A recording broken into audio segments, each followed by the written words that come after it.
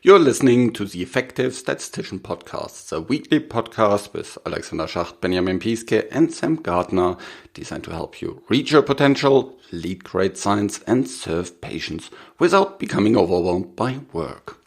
Today, we are talking about things Rachel and I would like to have known before we started to work with real-world evidence. So stay tuned.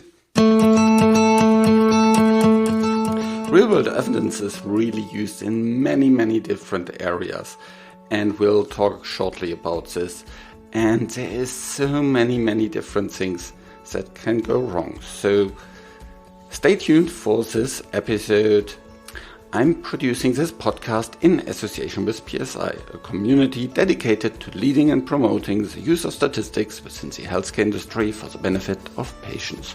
Join PSI today to further develop your statistical capabilities and also all the others with access to the video-on-demand content library, free registration to all PSI webinars, and much more.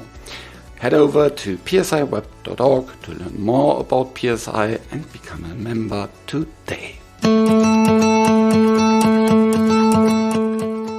Welcome to another episode of The Effective Statistician. And today I'm talking with Rachel. Hi, Rachel. How are you doing? Hi, I'm doing very well, thank you. Very good. It's great to record this episode together. We have now worked for quite some time together and actually in different companies. And now we are both together at the same company. So that's pretty cool. But before we dive into our topic of today, maybe you can do a short introduction of yourself. So I kind of had an interesting path that has led me to become a biostatistician. I knew I wanted to do something in healthcare when I was younger. Seeing my parents work in healthcare, it influenced me to pursue something similar. But after I worked in a hospital and a community pharmacy, I realized that I was more interested in the research aspect of healthcare and less so much of the application of healthcare. So this journey then led me through different roles as a data manager. And then I moved to real world evidence and I did some things in SQL. I was a data extractor, and then I taught myself how to program in SAS. I did a part-time master's, and that led me to my current role as a statistician. You helped yourself you trained yourself in SAS?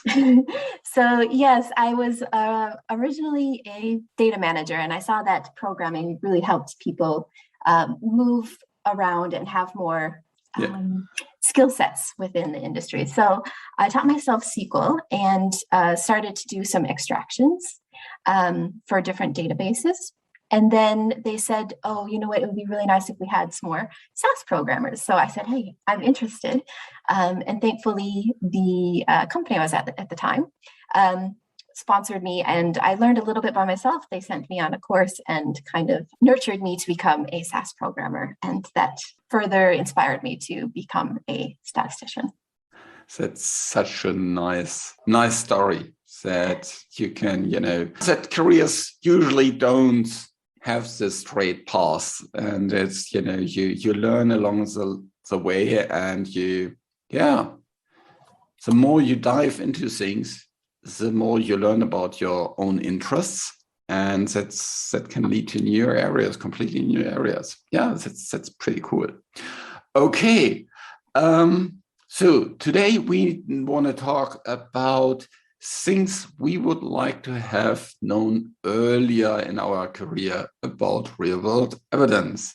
Yes. Let's start with the first topic, the index date. I think that is a really interesting one, because if you come from a clinical trial setting, you may think like, well, dates are pretty easy, you randomize and that's your baseline. And, you can have a little bit of a discussion of whether, baseline is the start of treatment or the start of the day of randomization and things like this. But usually it's pretty much the same. Yeah. Then from there on, everything is kind of clear. You have how many days you had before randomization, how many days you have after randomization. And everything is also highly regulated, and you have really nice quality. So, exactly the day, sometimes even the time when the treatment was taken. However, in real world, We don't have that. No, it's very different. It's one of the main challenges, I think, that, you can have subjects that enter the database, they can also leave the database, and their time within the database may not even overlap at all. There could be different levels of severity of disease, and you can also have different start dates for when the drug was administered. And you could also possibly even have different days where guidelines have changed, or the new restrictions for something, or even COVID comes in, and those could also become index dates as well. So let's first go back. What actually is an index date? An index date is, I guess you could kind of mimic a randomization and say that would be your day that you're going to specify having a baseline period, and then maybe see and follow up with them afterwards. And yeah, it's challenging. So oftentimes, as you'll see later, they use the term first. So it could be like the first disease date. It could be the first date that they received a drug prescription. It could be the day that the new guidelines come in for a medical. So it could be individual dates. Yeah, so it could be that for certain patient it is, whatever, December 3rd, and for another it's January 25th. But it could also be that it's kind of for all patients the same date, because that's the date of the guideline changes. Yes, that is also a possibility. Or they could also have, so for example, if there was an issue that they found with pregnancy, then they advised medics not to give this drug, and then they see the amount of women that are pregnant that take the drug before the guideline and after the guideline. So then the guideline date could be an index date as well. Yeah. Or it could be kind of start of hospitalization or things like these kind of things. Yeah. Exactly. Yeah. So it's very flexible. It can change quite a lot, and that is certainly a challenge when designing, conducting, and just being interested in real-world studies. So in terms of this kind of first, if you have, patients that are going in and out of the registry, or also, the database that you're looking into, what would you then look into? Would you look into the, the first entry or the second entry, or would you consider, both and just, highlight that you're looking into the same patient twice? How do you handle these kind of things? So many times it's the first time they encounter the experience, whether it's a disease or a drug. There are some studies where you want to do some due diligence to make sure that it's indeed that disease, or in a sensitivity analysis. And therefore, it might be the second mention of, the disease code or the drug, or if there's a titration, you might say once they're on a stable dose of the medication. So it could be, not the first experience, and it could identify a different period of time within the patient's record. If you have some kind of, let's say, reoccurring events, let's say you're interested in pregnancies, and you have the first, second, third, whatever pregnancy of a woman, and then you could have kind of multiple index dates for an individual patient, and then you need to have a look into your covariance metrics to account for these kind of clusters. I see. Yes, it is possible in some studies for a patient to have multiple index dates. And in that case, I think they might contribute to separate rows. So it could be, pregnancy 1 for this subject, pregnancy 2 for that subject, depending on how many pregnancies your cohort of women have. Yeah. So that's pretty interesting. Something that sometimes may happen, but it's more rare, I guess, in clinical trials. Yeah. Okay. That is the index date. Yeah. I want to point out, I think there was a lot of confusion for me when I was working with index dates, in particular, because if they're longitudinal, they often don't capture from the subject's date of birth. Instead, it's kind of the first mention within the database. And so there's also an element that sometimes real-world studies use, and it's called the wash-in period. And it's kind of just that time to make sure that when they encounter it in the database, it's most likely to be their first experience, so they can see any outcomes based on that exposure. But I also want to mention that the word first can also be kind of confusing because it's very natural in the English language to say the first thing. So, for example, when I say, this is my first coffee, it could be my first coffee of the day, or it could be my very first coffee ever. And so when in real world evidence studies, when the term first or new or incident or initiate is used, I often try to make sure that there's a time period specified for this as well. And that has helped me to alleviate a lot of silly questions that I've asked, like which first, or how do I know that this is actually the first one, and things like that, which kind of. So the first one within years 20 to 22 or something like this, for example. Yeah, or it could be the first mention of disease X in the database, or the first drug Y after the wash-in period or something. Okay. Oh, okay. Very good. That's interesting. Yeah.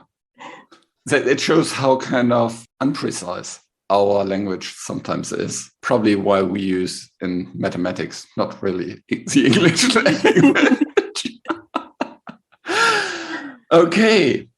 The next topic, and this is kind of associated with the index date, is exposure. And that can already be in clinical trials difficult, because you never know often if and when the drug was really taken, but at least you know that they received the drug, which is not necessarily the case in real-world evidence, because very often, because these are, for example, claims databases, you can only see, maybe the prescription, maybe see that they actually kind of went to the pharmacy, but there's, all kind of different topics there.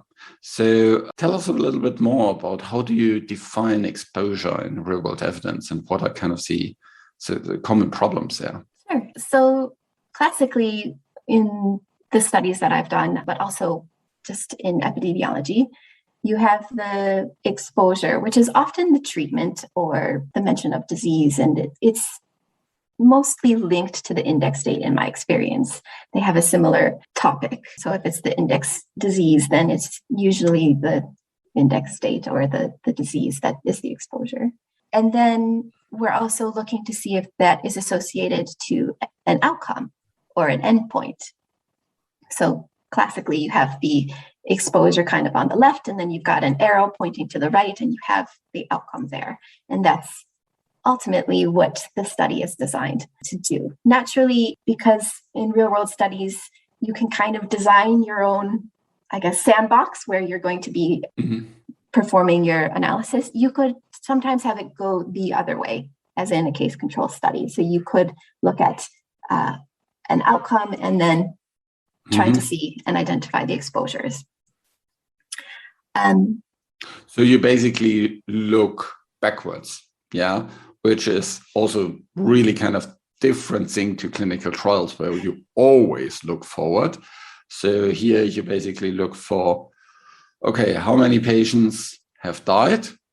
And, and then you look backwards, well, did they have the treatment or didn't they have the treatment, for example? Yeah. So you have that ability to kind of flip it on its head and look in reverse in real world studies. But also you can look at it, the classical way of finding the exposures and then looking for the outcomes.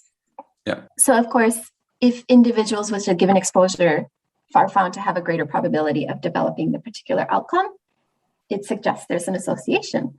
However, if the groups have the same probability of developing the outcome, then it suggests that there may not be an associated risk. However, I think we still need to think about that critically within clinical trials, because we've got other elements such as confounders and things like that could play a role in this association between exposure and outcome. Because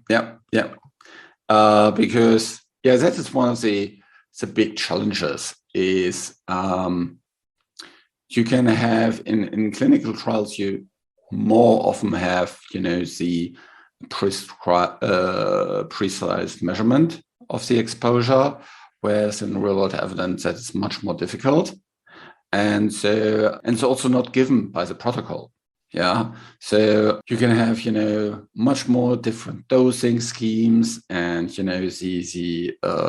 the prescription intervals may not kind of really make sense if you first look into it. The amount of drug prescribed can vary over time. You can have big boxes and small boxes and all kind of different things. So, or maybe you even kind of, they change the treatment, but it's from one generic to another generic. Yeah. So. Yeah. And of course, the way medics operate and prescribe things can also differ from practice to practice or person to person. So all of those things can be influencing. Yeah. Yeah. You really need to look very, very closely into how data happens here and why the data was collected in the first place, because that can drive your understanding of why certain data is not collected. Yeah. Yes. Exactly. So tell me a little bit more about things about stratification and other areas that you can do to, adjust potentially for confounders, and how does it work here? Sure. So when I was a programmer, I wasn't statistically trained quite yet. So a lot of these things I kind of figured out by talking to a statistician. And also then when I had done my master's, I did it part-time, I had a light bulb moment, and it made me realize how I could have streamlined and done my programming a bit better. For example, usually things are stratified by the things that occur in the baseline period. So that's why you would want to identify, for example, the baseline age, and we're not so interested in the outcome age because that could be very different, and I don't know if it would really influence our interpretation of the results. What is baseline age and outcome age? Well, so as a programmer, you can calculate age at any point in time. So you could calculate the age at the index date. You could calculate the age when they experience the outcome, or if they experience the outcome. You could also calculate the age that they leave the database or enter the database. And so when I was a programmer, I was always wondering why this age was most important and none of the other ages were of interest.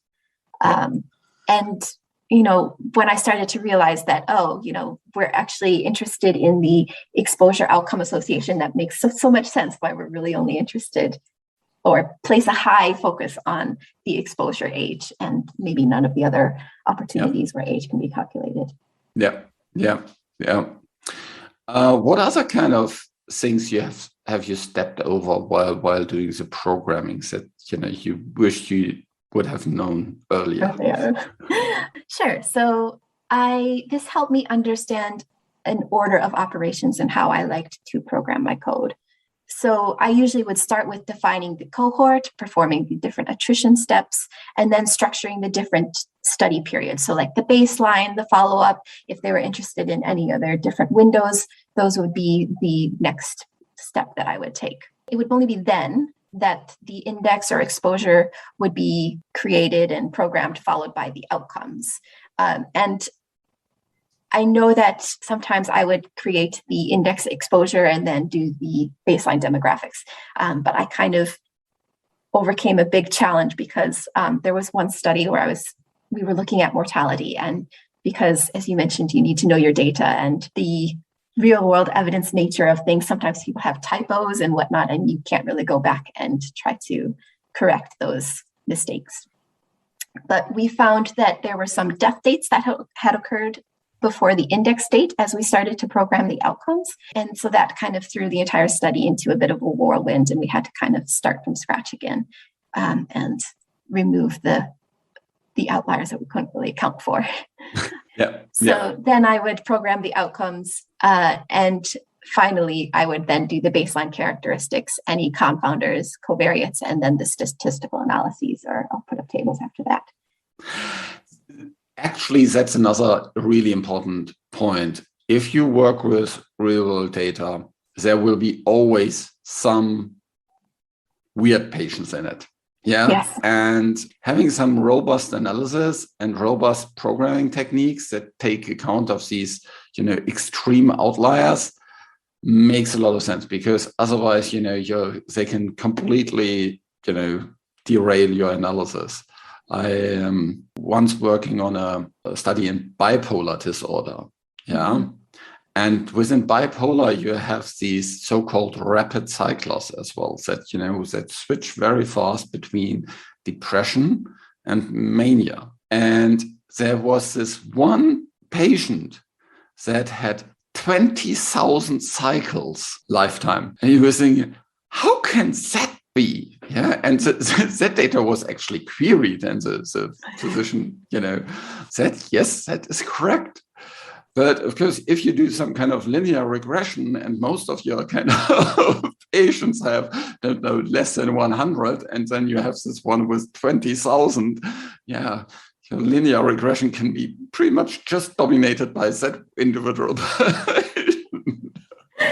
Yeah, they can have a big influence. And I think that this is a big opportunity that real-world studies can borrow some of the standards that programmers are required to follow within clinical trials, with the creation of the SDTM and the ADAM data sets and things like that.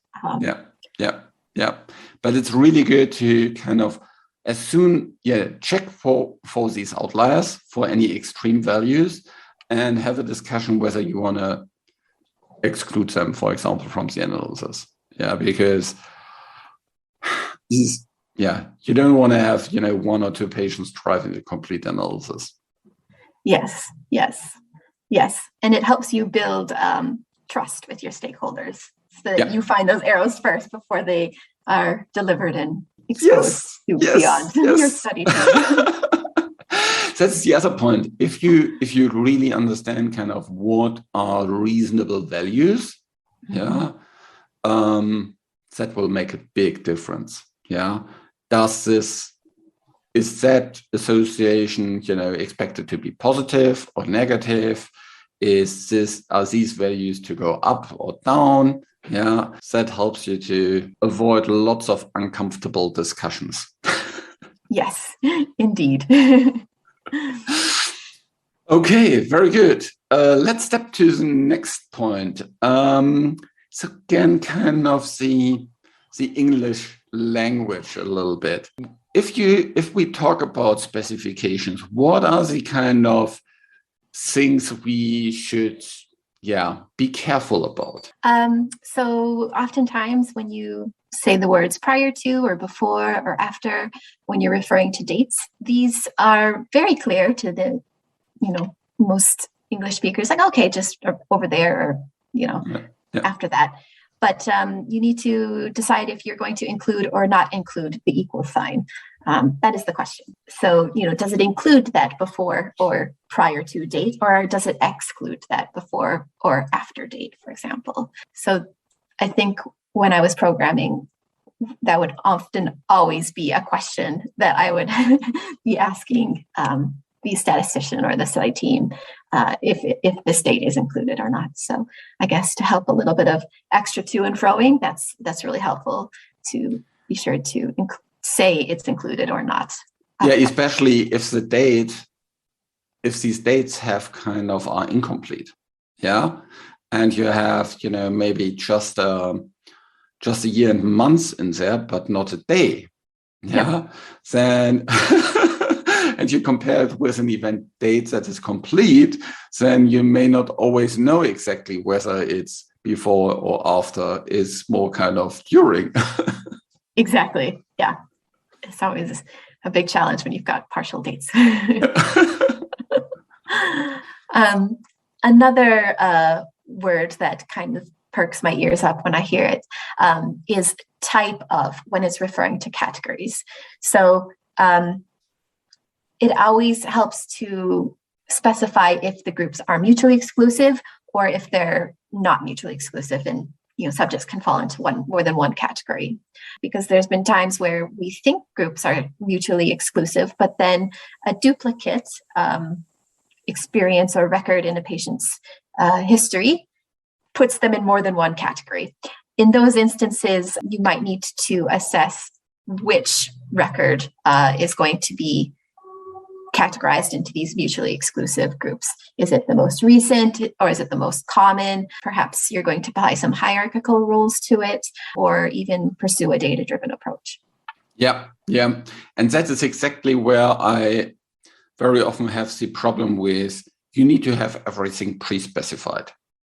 Because yes, pre-specification is really, really great, but my experience is as soon as pre-specification hits the data, you need to have a second thought about it because you just can't, anticipate everything that might happen in the data.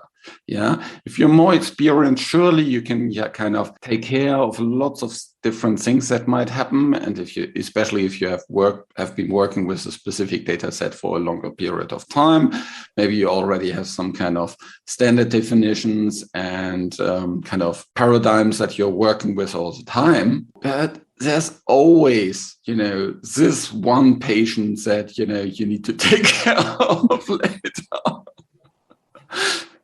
Isn't it?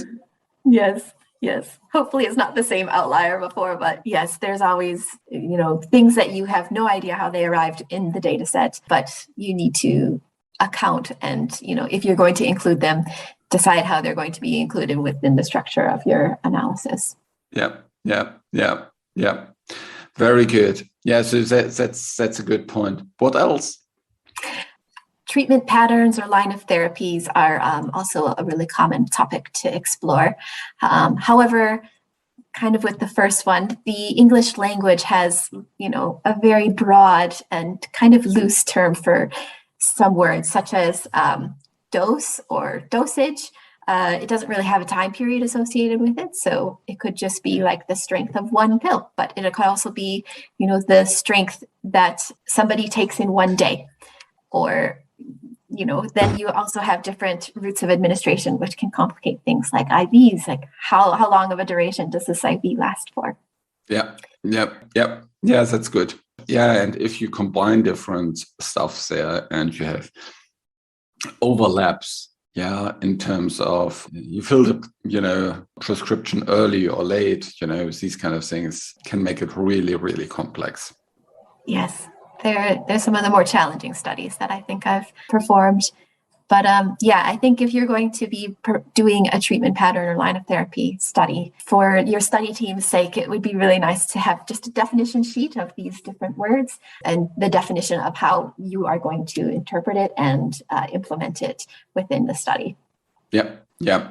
One other thing there from a statistical point of view, of course, is if you have these errors in your covariates, they have an influence on your analysis.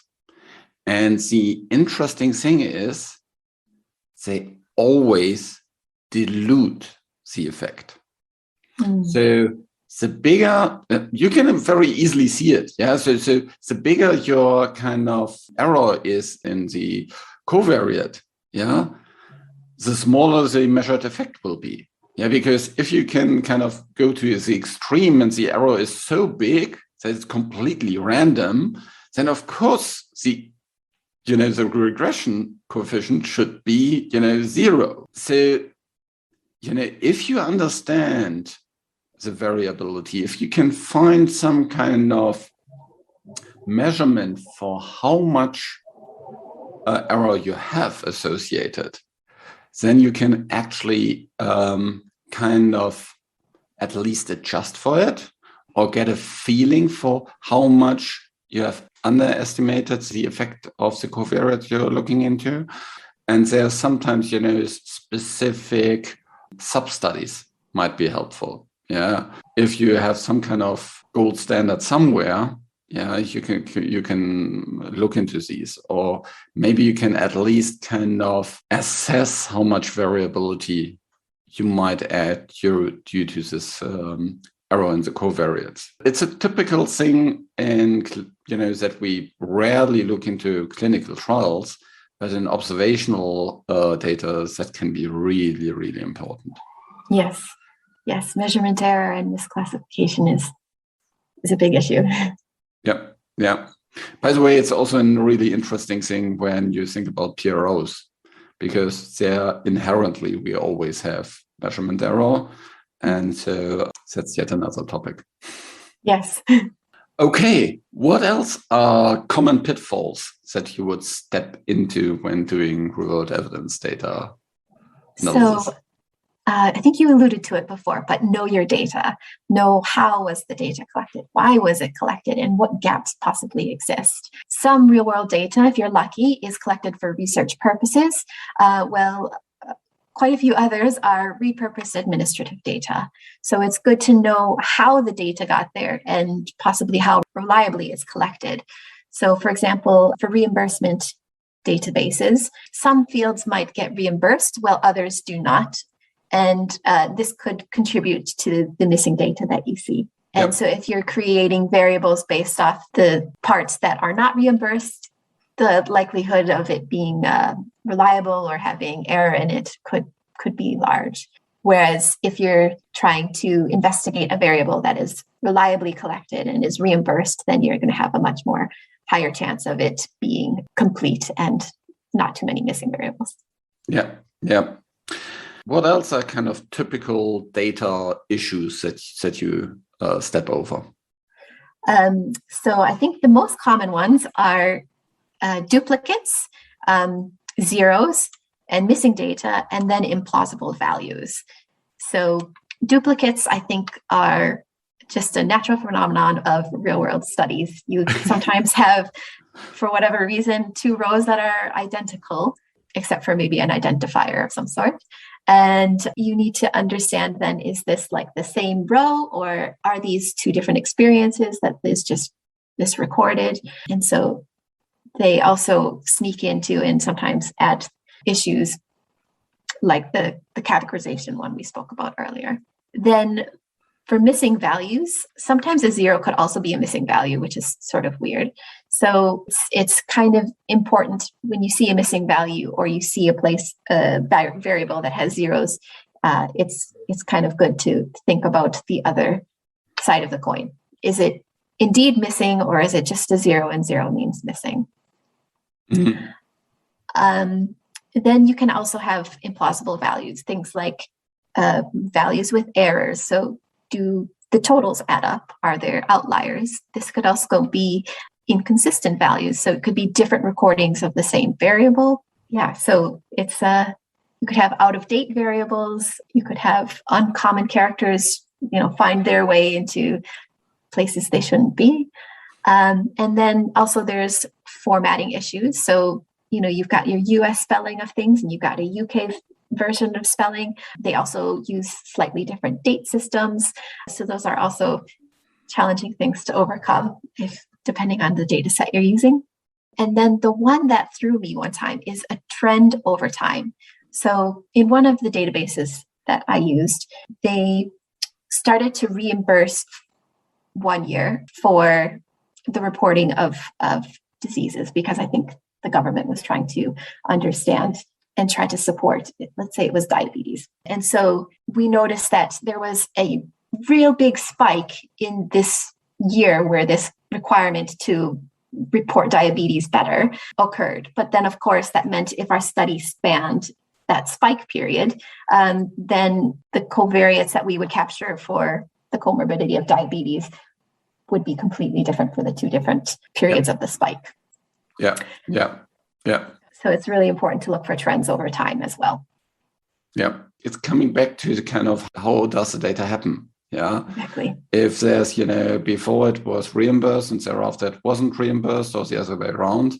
Yeah, of course you have these kind of, triggering external events that then you see like, wow, what's happening here? And there's some kind of interesting thing in the data. And when you then, show it to physicians that actually have worked in the field, they say, yes, of course, because there we had the guideline change, or there, there was this external incidence, and then everybody was looking into it. And So these are just things to kind of look into and try to understand the data a little bit more, because I think if I would have had this little checklist of things to go through, it would have prevented many errors from being delivered in my past. And by the way, we will put lots of this into the show notes. So go back and then you can see kind of, okay, what are all the different things you should watch out for so that you don't make the same mistakes as well, and or at least capture them before you report them. Yes. For someone else.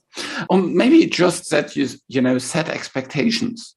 Yeah. That you say, here, don't expect this to be the same quality as we usually have with clinical trials. Yeah. Mm-hmm. I had that in the past very often when, stakeholders that first would, work on an observational study, they would expect, the same data quality as in a clinical trial. And then how can it be that we don't have a, agenda for some patients? Well, welcome to real life. Yeah, exactly. Yeah.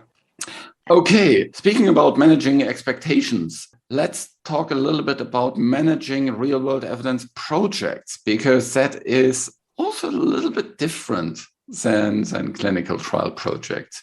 What are your thoughts about this? When I join a project, I try to keep an eye out for what I call the critical success factors. These are the building blocks or milestones that determine if a project will succeed or will face some challenges. Some of these examples are, is the outcome variable available? Or do the important variables have a lot of missing data? Or if a segment will be data-driven, I know that part is going to require a lot of focus and attention. Or if an algorithm you're designing that will feed into your results has a large impact on them, and also the study objectives. So any of these critical success factors, I try to link them to a deliverable, even if it's not requested or one of the objectives, and it can be as simple as a 2x2 table or a histogram, just something that will help facilitate stakeholder engagement and trust in the results that you're going to deliver. Yeah, so let's go through them kind of step by step. The first is kind of, are these outcomes actually available, and what is the quality of these data?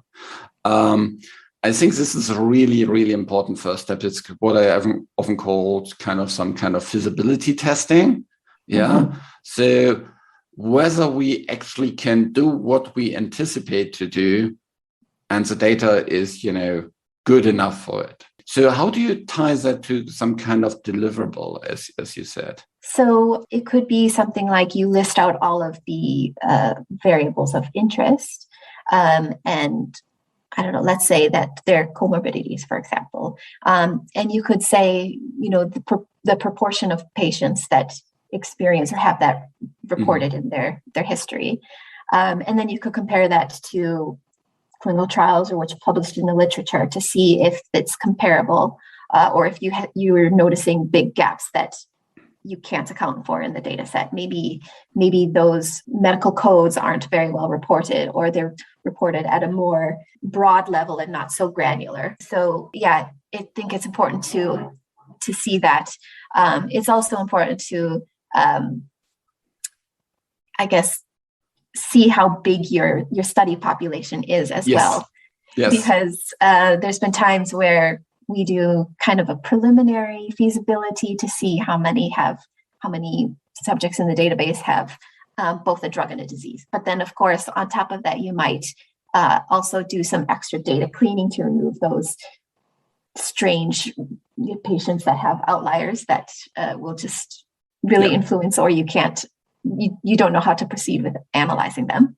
Or could also be then adding age restrictions, or also stratifying further. And then you could end up with really small numbers. And then maybe that data set isn't so feasible, or you want to broaden your cohort and reduce some of the exclusion criteria or inclusion criteria.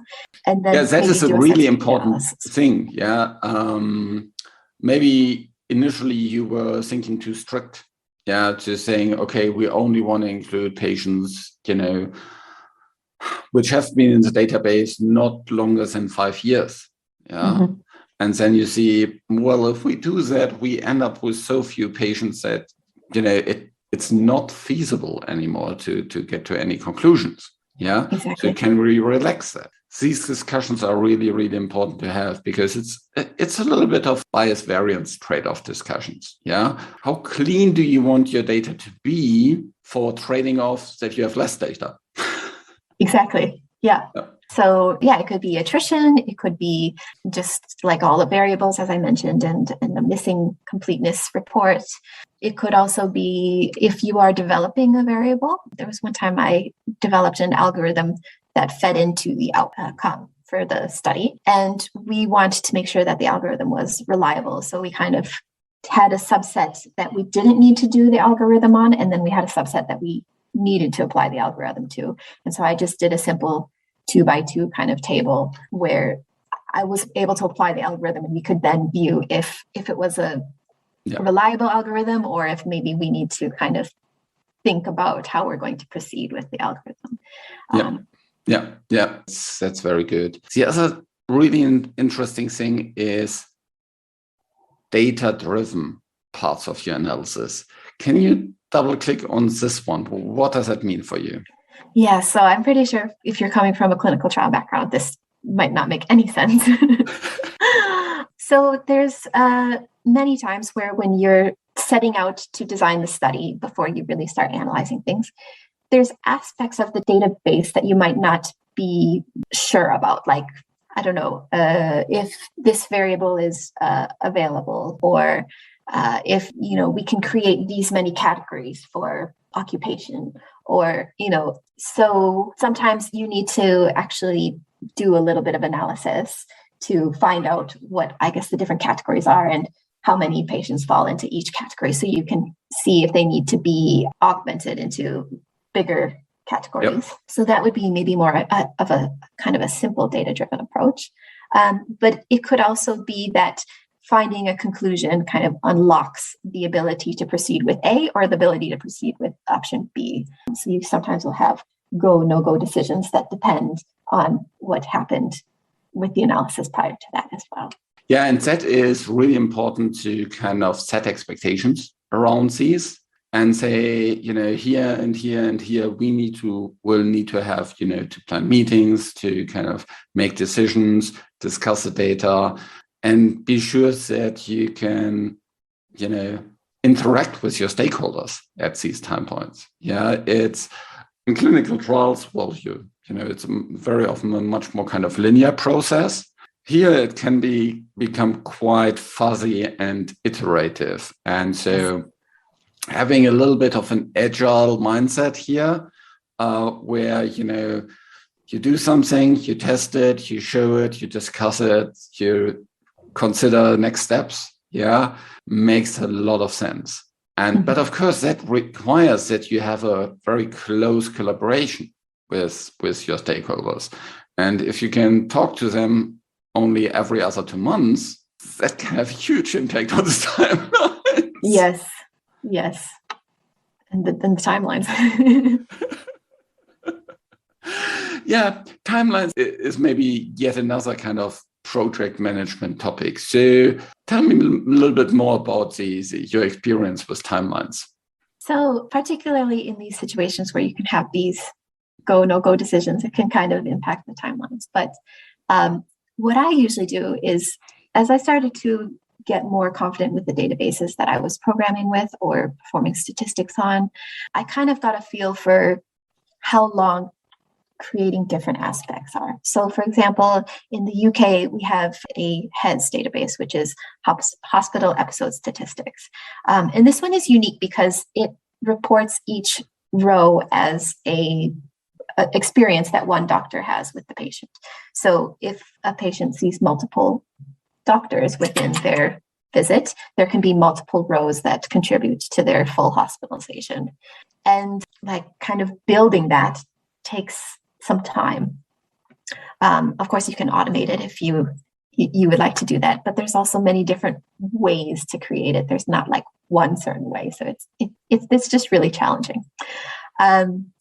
But I kind of got a feel for how long that took to create each time, depending on what method they were going to approach it with. And then also just understanding that, it's really important to kind of do the exposure and the outcome before creating the baseline variables.